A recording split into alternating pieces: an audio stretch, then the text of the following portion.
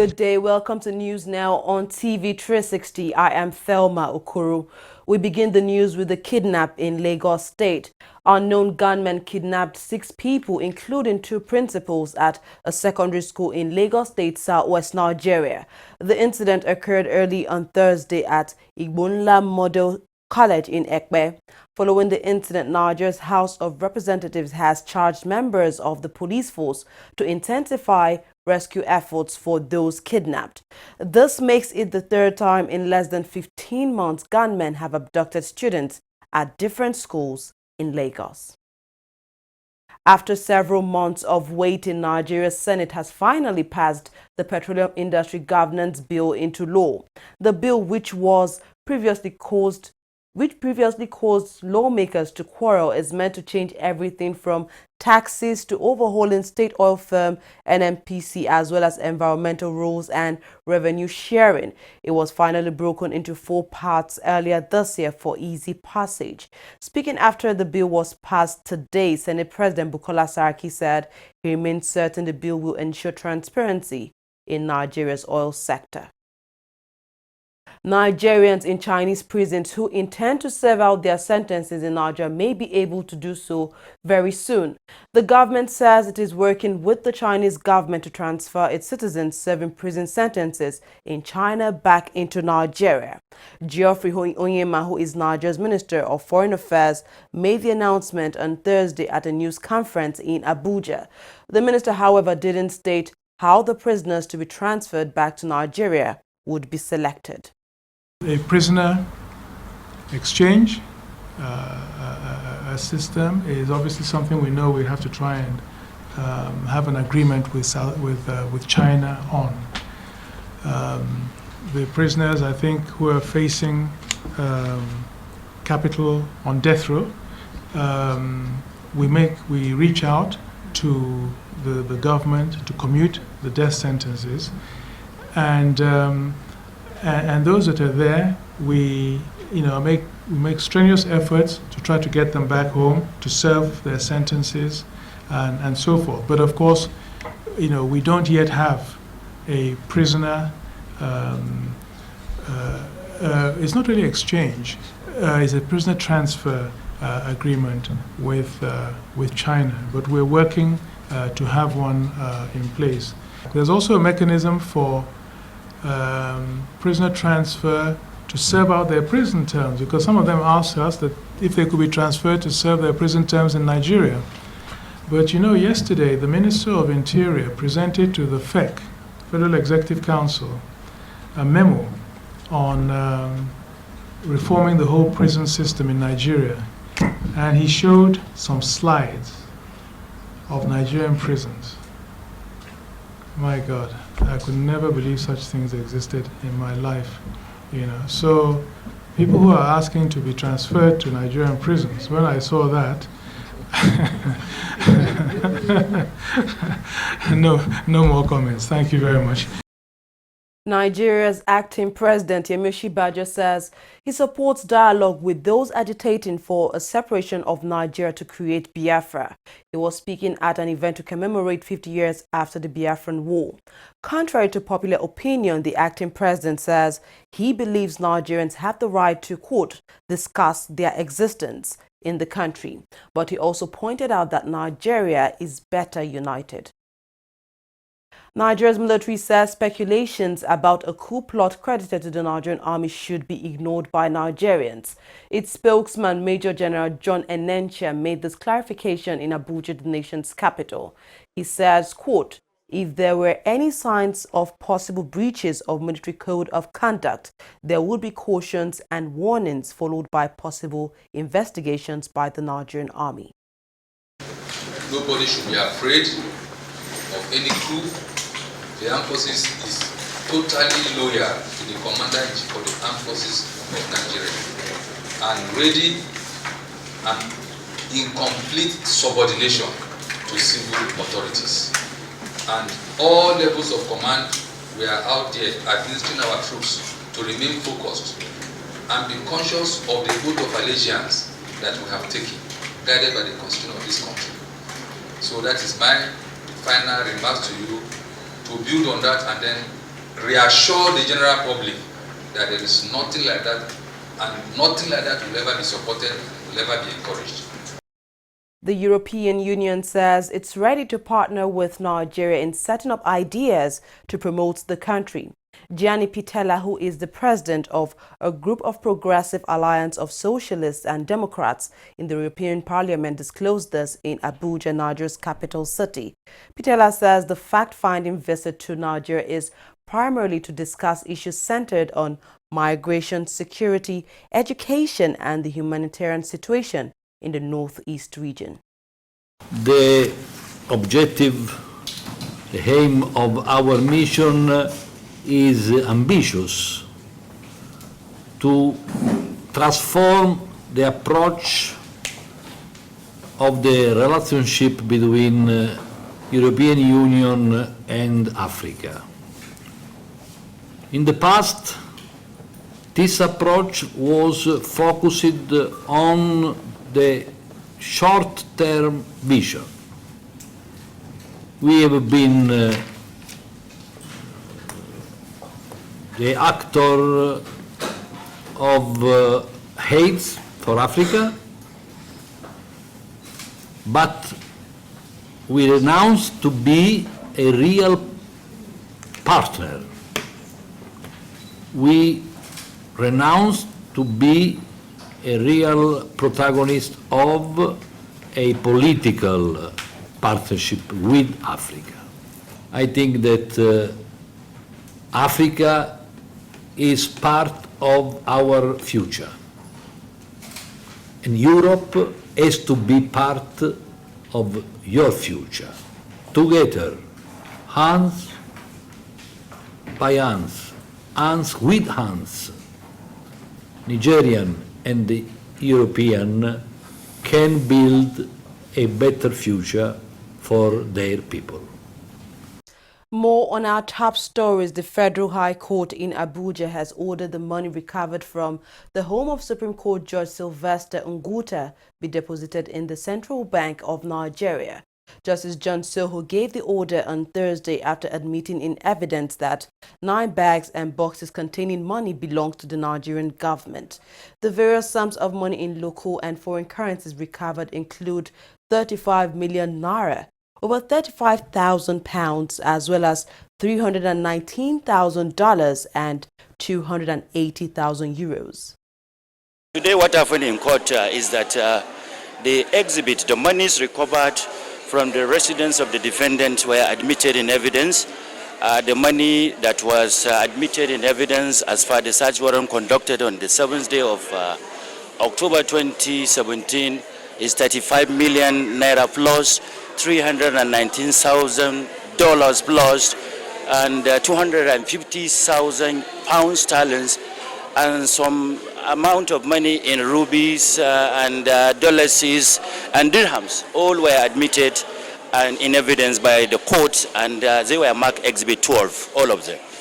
So, and the court, after admitting all those monies in evidence, ordered that the money be taken to the CBN for safekeeping.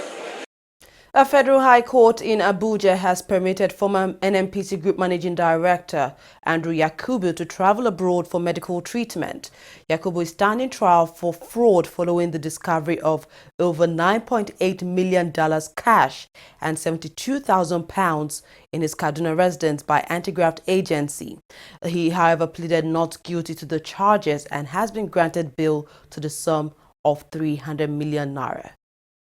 No, you should know that the situation, the court, it was too late for the court, and the court cannot go. We are ready on our part, and then when the issue of health comes, and that is going for further treatment, well, we cannot oppose on health ground. It is somebody who is alive that you can try. So we have allowed, and the court so much did it very well that the traveling document should be handed over to the lawyer, and the duration of the treatment just 2 weeks or 1 week. So when they come, we start our trial. We are ready, and our witnesses are ready, but you can see the court sat for 6 hours, and from this time, we will not make a very reasonable progress. That is why the court has to adjourn. And then the issue of the medical treatment, you and I know that I'm a lawyer, so in medical situation, there's nothing we can oppose about it. If you have any other contrary information, we would have opposed. This is somebody who was invited He was abroad, about to receive medical treatment, and was invited. He honored the invitation. He discontinued his treatment, and this is on record, even by the prosecution witness. So it's only fair to allow him to go back there and conclude what he started doing, so that he can be fit to stand his trial, because a dead man cannot be tried. The Nigeria Liquefied Natural Gas is slamming a proposed amendment of the organization. The amendment by Nigerian lawmakers require NLNG to make a payment equivalent to 3% of its annual budget to the Niger Delta Development Commission. Now speaking to TV360's Deji Badmosi, General Manager of NLNG, condemned the act, saying it will harm foreign investments in the country. This is the bill as amended. Now, what it says is that it's inserting Section 7A. Exactly. It was not there before. Okay? So it now has Section 7A and 7B. Okay? It also says that to do this, it has to delete paragraphs in Schedule 2. This is their own document. This is not Nigerian LNG document. This is from the National Assembly. This was what was passed. Schedule 2, to remove paragraph 1 of the guarantees, paragraph 2, paragraph 3, and paragraph 6. Is it that when they do something in National Assembly, they are not paying attention? This is their own paper. This is the one that was passed by the House of Rep. So are we? So how does the removal now really affect? Yeah. So the question to ask is, what do the guarantees say? The guarantees say that we would not amend the act. That's what the guarantees are. Because there was complete prevarication for decades to say, these people, can we trust them? Can we trust them? And we're talking about, they have also argued that, you know, some of these guarantees you're talking about were actually, should I say, were actually in place. They came into place during the military era. It doesn't matter military or civilian. This is an act of parliament. Except people who are being bamboozled. 90% of the laws we are using today as acts of parliament were actually passed as decrees. So what are we're just trying to bamboozle people. Nigerians should not be, let's let nobody pull wool over your head, over your eyes. Essentially, what's going to happen once you renege on promises that you have made, you have basically sworn to, and assured and reassured over time, nobody's going to trust you. It happens in everyday business. Nobody will trust you. And if nobody trusts you, nobody will bring investment into your country. Yeah. And I need you to understand that there's so many countries in the world looking for these investments. Imagine you're the external party. Maybe let me bring it home. You're an external party that invested in Nigeria LNG along with the Nigerian government. And then you reach certain agreements and a framework within which you operate. Okay? And you then, as part of the government, then unilaterally rubbishes the agreement. Are you going to have the confidence to bring in more money to invest? Are those partners actually raising concerns about this amendment? Are they coming to you and saying, look, this is not right, you shouldn't do it? Are they raising serious concerns? Who is Nigeria LNG? Nigeria LNG is owned by these partners. And I've told you that we have heard from government. When I say government, executive arm of government. That's also a stakeholder. Their position is clear. NLNG. Because they understand the implications. Can they at least talk to the people who know the business? These are the people who invested. It's the government. And this government is telling you, don't do it. You think that you know better than them? You think that you're more patriotic than them? I think Nigerians should shine their eyes, as I say. Be clear about what is going on here. You have a situation where those of us in Nigeria NG are saying, this is wrong, don't do it. Those who are in government who signed on behalf of the country are saying, this is wrong, don't do it. And people are still waxing strong and lyrical. What is going to happen is that the position in which we are now, as economically, will get worse. Because we don't have the money to invest as a country. So we need confidence of investors to bring in their money, for us to invest, create wealth, create jobs. What we're doing is we're basically making them lose confidence in our nation. A 29-member committee has been set up to review national minimum wage for Nigerians. Minister of Labour Chris Ngige revealed this while addressing State House correspondents in Abuja. Ngige says the committee was set up as part of effort to come to terms with the agitation for better pay for Nigerian workers. It was the battle of the courts as two different judges gave conflicting judgments on the release of business mogul Ifeanyi Ubah. A federal high court in Lagos presided over by Justice Mohammed Idris first ruled that Ubah, who has been in the custody of the Department of State Services, must be released if he is not charged within 48 hours. Now, after that ruling, another court in Abuja presided over by Yusuf Haliu rejected the application to release the businessman. Ifeanyi Ubah, who is the chairman of Capital Oil, has been in the custody of DSS for several weeks after the agency accused him of economic sabotage and diversion of petroleum products to the tune of 11 billion naira.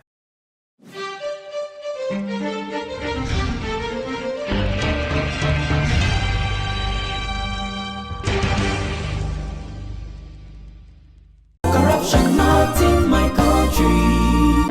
That was a very good business. Yeah. The furniture you brought was very perfect. That's how we roll. Because let me do you receipts. Yeah. How much of it again? 1 million naira. Okay, write 2.5. Mbano. The deal was for 1 million naira now. Okay, write 3 million. I'll give you 500. Oh no, I doesn't do business like that now. Yeah. In that case, give me back my check. Let me go and look for someone that understand business. Take. Your loss. It is only for incorruptible customers. What are you talking? Now get out. What kind of this? You will just die. No, you will die. That is the door. Now get out from here. Rubbish. Look, my people. Make una only add money for original invoice price. That's not corruption. Say no. Not in my country. Corruption not in my country.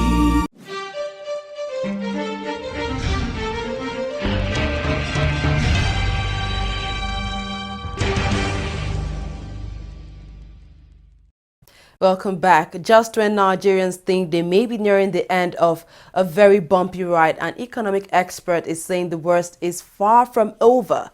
Austin Wenze, who spoke to TV360, says Nigeria's economy is not moving away from recession. Rather, it's going towards depression. The scary verdict comes just days after the National Bureau of Statistics released its latest report showing Nigeria's economy had contracted by 0.52% in the first quarter of 2017. When the government came out and said that we are coming out of recession and that we recover by June and all that, I was just wondering where they got the information from and what figures are they using to compute in their statistics, the data, the source of data. Because if the source of data is faulty, it will affect every statistical information that you have. And it's so glaring out there that the economy is still shrinking, and we're actually heading towards depression. Because it's fifth quarter now. The economy has shrunk up to fifth quarter. That means we are heading towards, depression. And from stagflation and all that, the income is stagnant and inflation is high and all that. So it's a terrible thing, for the economy. And we hope that the policymakers will begin to think of other longer term and medium term strategies to get us out of the woods. And Wenze says the government needs to sit tight and come up with policies to encourage local production and job creation in Nigeria. My take has always been that it's not only the government that has the duty of getting us out of recession. Now, the government policies, I keep saying that the interest rate has a way of affecting the entire economy. Now, what the government and the recent MPC met, the Monetary Policy Committee met, and they retained interest rate at 14%. That means the cost of capital, the cost of borrowing is, is really high. You cannot borrow less than 25%.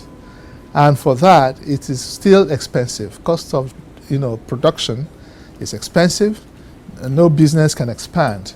Actually, the policy has shown that we are running a contractionary regime right now. So these are some of the issues. And the interest rate is high, the inflation is still high, and then the foreign exchange. The foreign exchange rate is too high. And you're saying you're coming out of recession. And these are the three unholy trinity that influence the entire economy. So I don't see how we are coming out of recession, but I'm happy that the National Bureau of Statistics came up with the latest statistics to show that we are still in The Nigerian government says 415 billion naira has been distributed to the federal, state and local government as revenue collected for the month of April 2017. Ahmed Idris, who is the Accountant General of the Federation, disclosed this while he briefed newsmen on the outcome of the Federation Account Allocation Committee meeting in Abuja, the nation's capital. For the month under review, that is April, revenue figures, we realized a total sum of 415.73 billion naira. This is against the previous month figure, which is 467.807 billion naira, thereby giving a negative variance of 52.077 billion naira. As usual, there is the NNPC refund of 6.33 billion naira to the federal government. These figures, as given, were what we shared and distributed among the three tiers of government, namely the federal government, the state governments, and the local governments. Despite the shortfall we have this month compared to previous month in terms of revenue that has been distributed to the federation units, I think next succeeding month, generally we hope to see greater and better performances from all angles and even from all revenue generating agencies, having increased their capacities and propensity to generate more. I think the economy is getting better. OPEC on Thursday agreed to extend its oil output by 9 months to March 2018. The decision comes after producer groups battled with a global glut of crude after seeing prices halve and revenue drop sharply in the past 3 years. However, the OPEC delegates say Nigeria would be included in its pact to restrict oil production. Nigeria and Libya, both suffering from unrest, were excluded from production caps agreed by OPEC and non-OPEC producers in December last year and is effective from January until June 2017. Moving on to international stories, now a roadside bomb killed 2 Kenyan police officers near the Somali border on Thursday. This makes it 11 Kenyan security officials that have been killed by roadside bombs over the past 2 days. The string of bombings, most of which were claimed by Somali Islamist insurgents, underscores the difficulty facing Kenya's government as it tries to secure the country ahead of national elections scheduled for August 8, 2017. The United States has admitted that at least 105 Iraqi civilians were killed in an airstrike it carried out in Mosul in March this year. U.S. Central Command said it had targeted 2 snipers from so-called Islamic State militants with what it called a precision-guided ammunition. However, the strike detonated explosives that militants had placed in the building. Civilians sheltering in the lower floors were killed when it collapsed. The Confederation of African Football has appointed Youssef S. Rari as referee for next month's 2019 African Cup of Nations qualifying match between Nigeria Super Eagles and South Africa. The game will be played at the Godswill Akpabio International Stadium in Uyo, and it's the country's first qualifier for the 2019 African Cup of Nations. The date for the match is June 10, 2017. The other teams in the group are Libya and Seychelles. Manchester City and Manchester United have joined forces to donate €1 million to the We Love Manchester Emergency Fund. The initiative began in the wake of the terrorist attack at Manchester Arena after the Ariana Grande concert on Monday. It's will to assist the families and dependents of the 22 people who died and the 64 who were injured in the attack came after widespread condemnation of the bomb blast. The fund had reached £2 million by Wednesday, and the donation from City and United increases that to beyond £3 million. AS Roma legend Francesco Totti has officially confirmed he's retiring from football. The 40-year-old confirmed his retirement in a statement on his official Twitter account, saying Roma Serie A match on Sunday will be his last game for the club. He, however, failed to confirm if he would stay at the club as a director. Totti has spent his entire career at AS Roma since making his debut in 1992. He has so far made 783 appearances for the club and has 307 goals to his name. That's all we have on News Now. Thank you very much for watching. I'm Thelma Okoro.